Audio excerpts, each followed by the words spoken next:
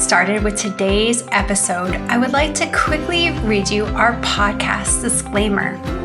This podcast is for educational purposes only, and it is not to substitute for professional care by a doctor or other qualified medical professional.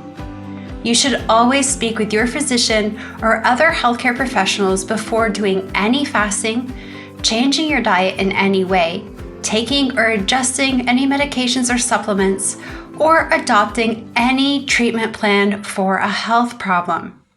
The use of any other products or services purchased by you as a result of this podcast does not create a healthcare provider-patient relationship between you and any of the experts affiliated with this podcast. Any information and statements regarding dietary supplements have not been evaluated by the Food and Drug Administration and are not intended to diagnose, treat, cure, or prevent any disease. All right, and now we'll get started with today's episode. Welcome back to the Fasting Method podcast. This is Coach Terry Lance, and I am here today with Coach Heather Schucker. I'm sure many of you have listened to several of her episodes multiple times, so I'm excited to get to record with Heather again today. Heather, how are you doing? I am doing great, Terry. Thanks so much for having me back. Absolutely. Some of you know sometimes when we are planning an episode, we have to kind of put our brains together and think, well, what do we want to talk about? What do people need to hear? And I'm going to give full credit on this one to Heather because Heather shared with me something that she's been hearing in the community and with clients. So Heather, I'm going to toss it over to you to kind of introduce what we're talking about today. Thanks, Terry. So I was in a client meeting and we were talking about falling off track and the difficulty that some people feel when they are no longer kind of doing things that the way they want to be doing them, and they're trying to get themselves back in the saddle, and the feeling that they're starting from scratch. Over the course of that meeting, I was trying to explain that while it may feel like you're starting over because the scale has you back to where you were, your eating habits seem to be what they were before you started on this journey, you're not starting over because you're starting from the point of a person that has all of the wisdom that you've gleaned from your experience along the way. So if you have experience fasting, if you have experience in managing your nutrition, then you don't lose that just because you go back to your old habits and your routines. You still have that in your tool belt and you don't have to start from the beginning. As I was thinking about this, I was later talking to a client about momentum. And I was talking about the importance of early wins because there is something called psychological momentum where if you get going and you have early wins, then that can kind of give you that wind on your back to keep going. And then after spending time thinking about the people talking in the community meeting, this client, I had this kind of weird analogy pop into my head. And the analogy related to a video game that I used to play as a child. You know, those of you listening that are of a certain age may have played Super Mario Brothers when you were a kid. That's pretty much the only video game I've ever really had experience with. So that's the one that came to mind. And the reason I thought of it is because when you first start that game, you die at the first guy. Like you don't know what you're doing. You don't know how to move. And it just feels really complicated and hard. But they actually designed the early levels of video games to be kind of the simpler ones so that you can get through them. You can have that early win and then move on to the next level. Because every time you level up, that gives you that psychological momentum. I wanted to introduce that, Terry. I don't want to just keep talking and leave you out of this conversation because I could go on. But that was kind of... I'm just thinking, I'm just going to walk out to the kitchen, go grab a cup of coffee, come back, because she has got this. Well, first, Heather, you know how much I love analogies. I think my brain always thinks in analogies, so I love having a new one for this. I'm a little bit older than you, so I have probably even less video game experience, or the video game experience I have is as a much older adult. So I'll share that along the way as well. But I love this concept of gaining that psychological momentum, getting some confidence as you go, because as you kind of have to tackle new barriers or challenges, you have more of a sense that I can do this. And I think that's really important because as so many of us start fasting, we're not sure we can do this at all. A little bit of TMI here, but I just had a colonoscopy and you have to fast for a whole day. And it's so funny because everyone I talk to about, they're like, yeah, and you can't eat. And their eyes are just like glazed over as they're thinking about their experience. And I said, oh, okay. Yeah, no problem. Just liquids? Oh, great. I can do this. Like that was not the challenging part of this test whatsoever. So the idea of building that confidence, building that fasting muscle, it's a little bit like building video game muscle, learning how to defeat the bad guys or the obstacles. I'm curious, going back to what you were describing of I've made certain progress and now I feel like I've backslid all the way back to the beginning. I'm going to have to start from ground zero all over again. Can you share a little bit more about how that works in your analogy?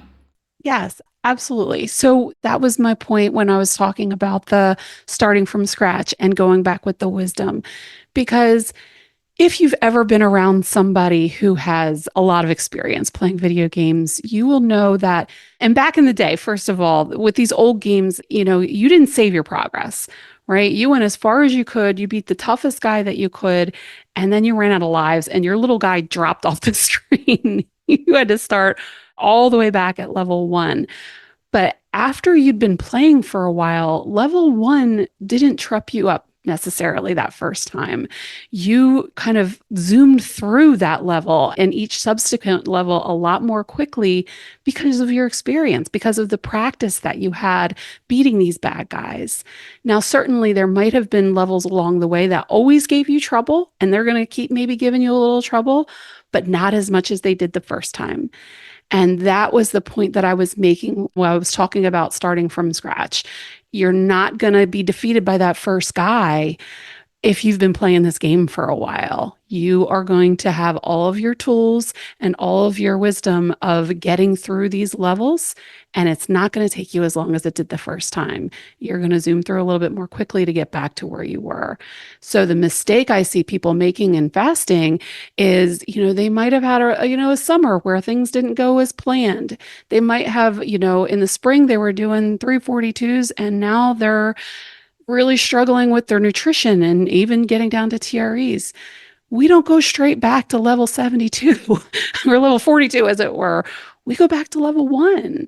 We go back to no snacking. We go back to looking at our food choices. That's going back to level 1, and it's not starting from scratch. It's starting from a position of experience that we get to take through, get that psychological momentum, get the wins of winning those levels, but also not put ourselves in the position of fighting the bad guys that we're not ready to fight yet because we haven't gathered all of the tools and the hearts and the lives and the things along the way that we're going to need to manage them. I love this because I often share with clients that I truly believe there is a cruel irony in fasting. And that is that the first 24 hours is the hardest part of the fast. And unfortunately, not the most powerful part. So you're getting through the toughest part to get to the really powerful part, but it's the harder part to get through. And I think that's very similar to a lot of games that I remember. You had to get through this certain barrier, this certain opponent, or this certain task that you had to accomplish, whatever the game was. But the cool thing is that you're talking about, Heather, is I'm thinking of a game that I used to play. Now, again, I was probably in my late 30s. Yes, I think when my nephews were little. And they would go to bed and I would keep playing the game. And it was a Tarzan game. It's like a Disney Tarzan game that you played on the computer. Didn't even have a gaming system. And so Tarzan would have to go and capture things or do things or whatever, but would have to swing from the vines hanging from the trees. And then you'd get through and do a whole bunch and you're like, I'm getting really good at this. And then there was this one I don't know what it was, creature or something that was also in a river and all these other things. Like, you had to know just the right way to approach it. But by doing it, you knew, okay, I have to grab this vine at this place. I have to jump this way. I have to have this weapon with me. But the first 10 times you did it, you didn't know that. But after you had done it enough times, you knew all of the kind of tricks of this obstacle. And I feel like that's what happens with fasting. When I go back, if I haven't fasted for a while, the first 24 is still challenging for me. But I've got all of the tricks of the trade in my tool belt. And so I know, oh, this is where I need to start taking salt again. Because if I haven't done a fast in a while, I might forget that part. And I get late in the day and I'm kind of dehydrated. So as you said, it's not starting from scratch. You have so much wisdom. It's now reminding yourself to go back to those basics. What do I have to do about electrolytes? Which foods help me when I eat my last meal before this fast? Which meal is going to help me? How do I get through TRE times, waiting between meals? Do I need to use some fasting aids during this time? Because again, going to your analogy, at some point, I didn't need to use some of the help or hints because I knew this stuff.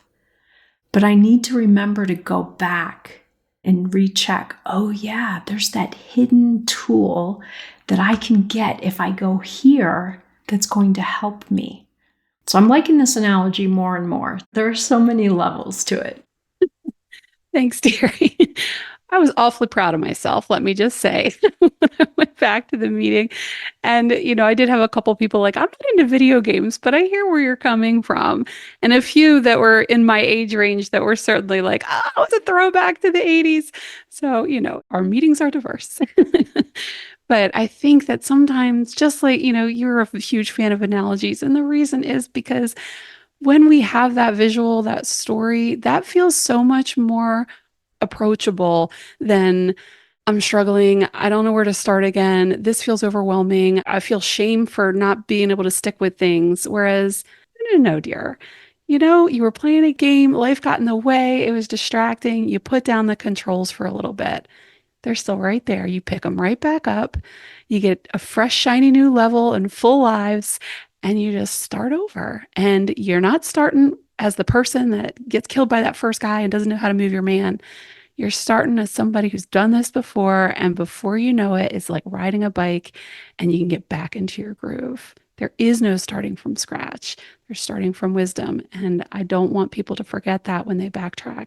So often I hear people kicking themselves and beating themselves up, and it's the saddest thing because the journey is long and it is so much more likely to be a good one if we're easy on ourselves and we give ourselves positive self-coaching. And, it feels good along the way, right? We're way more likely to stick to things that we're enjoying, games we're playing, than ones that we don't. If we hate it, we quit. And that's basically quitting on our health, which is not a great idea. So, remember to enjoy the game as you play it is basically my point. And remember, like you keep saying, that you have so much wisdom, but sometimes you need to go back and remind yourself of the wisdom that you have. You mentioned, I loved this part of your analogy again. I'm just going to really milk this analogy for all that I hear in it. But this idea that you didn't ruin the game, you didn't lose the game, you put down the controls for a while. So my Tarzan guy was just running all over the place amok because I wasn't holding on to the controller anymore. Now, one of the things I realized, because so many of the games I played, like I said, were later in life, and I had nephews, and when they were young, they would say, "Oh, Aunt Terri, do you want to play this game with me?" And I said, "Sure," because I just wanted to spend time with them. And we quickly realized that I was really not good at the games because I could not figure out the controllers. different systems have different controllers, and you have to do this button for this, and you have to turn the knob this way for this. And if you pull it down, your guy squats to the ground. And if you do this, he jumps. And if you do this, he kicks. I had a really hard time. It was like multitasking with my hand. It just didn't make sense to me. And so my nephew would be flying through, conquering all these things. And my guy would be like pounding his head into a rock wall because I couldn't turn him around, let alone have him engage with the game at all. I just couldn't even move him. Or my guy would be just like squatting, never getting anywhere. And I remember my nephew was really trying to help me here. And he said, well, let's play a game that's easier. So we got out a driving game. Sure, I'd been driving for 25 years. That certainly should be easier. Nope. My car's going, flying all the way off the track. Like I never spent any time on the track. Once I got close to the track, then I'd be spinning around again. It was the controllers. Now, the reason I'm highlighting this part is I think some of us don't realize how much we do control this, but we have to learn how to use that power. And so learning how to use all of the skills, how do I get through a hunger wave? I don't want to be just pounding my head against that stone wall again. I want to walk the other way and go do something. I want to know how to get through this time. And many of us have learned these things as we were originally building our fasting knowledge, building our fasting muscle. So again, we have to go back and remember, how do these controllers work? And again, if you've ever switched gaming systems, they're different. This one has 3 buttons in a row, and the middle button makes you do this, and the end button makes you do this. But when you click over to this one, it's a totally different system. So we have to remind ourselves how our controller works. What tools do we need? What supports do we need? How do we, perceive what we're experiencing so that we know how to respond? So I think a big part of what you describe of the wisdom is also the controller. You are the controller. And it's about reminding yourself of how you do this process. And as you said, Heather, you don't lose that. It might feel rusty. Someone says, I haven't fasted all summer. It's early fall. I really want to get back on track, but I'm having a hard time going past 10 hours. What am I going to do? What did you learn? What worked before? What were those aha tricks that you figured out? So I think really reminding ourselves that we have the abilities, we have the wisdom. It's going back in and reacquainting ourselves with it. Exactly. And I would be remiss if I didn't mention what I consider one of the biggest parts of this journey is the importance of support. These games are more fun when you play them with somebody else. They just are. Anybody with any teenagers or young adult males in their families have heard the screaming from the room. I don't think that I'm alone in this, right? They get online with their buddies and play these games because sure, we sometimes want to pass the time alone in that sort of way, but most things are more fun and you're willing to put the time and the effort and the energy in longer when you're not going it alone. So highly encourage you to have a gaming buddy. And if you don't have one, you come on into TFM. We have live community meetings, 6 days a week in coaching, and we will definitely help you enjoy this game a little bit more. I think the other piece with the doing this with others is not only the making it more fun, like you said, making it more enjoyable, it is getting to see. I would watch my nephews play, I would watch my sister play, and I would think, how did they get through that part? Oh, look where she jumped and then went and got that piece. Oh, wait. Another game we used to play was Sonic the Hedgehog, and there's this something he gets and then he spins around really fast. I didn't know how to do that, but I watched my sister do it. So the next time I was playing, I'm like, okay, where did she go to get that spinning ability, that superpower?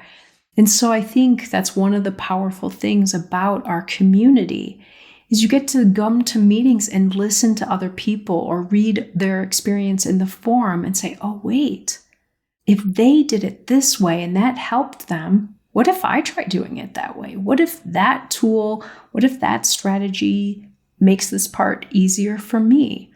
So again, I think it speeds up our learning to be listening to other people, be watching other people as they're going through this. I knew certain things to avoid, not because I had done it, but because I saw them do it. Like, oh, no, you go into that cave, bad things happen, go here, go around that cave, whatever it was. I think that's one of the beauties of having a community like we do, is that we get to learn so much through other people's experiences as well. Exactly. Heather, I have one more piece of this analogy. And again, maybe this is because I was a little more mature at the time when I was learning to play some of these video games. But I also realized sometimes I just needed to pause because I was getting frustrated and feeling like I couldn't move forward. And at that point, I would end up almost like wasting some of my characters' lives because the stuff I did know how to do, I wasn't going slow enough or taking my time to do. So again, the kids had gone to bed and I'm still playing Tarzan. It's like 2 a.m. You know what, Terri, it's time to just pause here. No good is going to come of you continuing to try to get to the next level right now. Stay here for a little bit, get some sleep, come back and kind of be refreshed. And I think that's an important part of this journey too. Sometimes people, when they run into an obstacle, they think this means I just have to push harder, do more, versus maybe it means stay put for a little bit. Get more confident and competent at the level where you are. Learn some more tricks that help you get to that next place first. Again, oftentimes I would find if I pause at this level, there were other things I could go access that were going to help me into my next level. Rather than just push, get there, hurry up, go. Sometimes it's about kind of slowing down. I think some of us need to remind ourselves of that in this fasting journey. So for me, this idea of, okay, it's 2:30 in the morning, you need to stop here and kind of go back and maybe even stop playing for a little while. I think that's really important because oftentimes I remember when my nephew would be playing, he was so excited and so wanting to get to that next place that his muscles were so tight. The veins were like popping on his forehead. And I thought, oh my goodness, like this is a really intense game here. Maybe sometimes we need to lighten up a little bit, relax into the process rather than pushing so that there's all of this tension and pressure. Again, like you said, Heather, it's like this is also can be enjoyable if we kind of let ourselves ease into the next place rather than push so hard. So I keep having this image of my nephew. He was so intense and it was just like,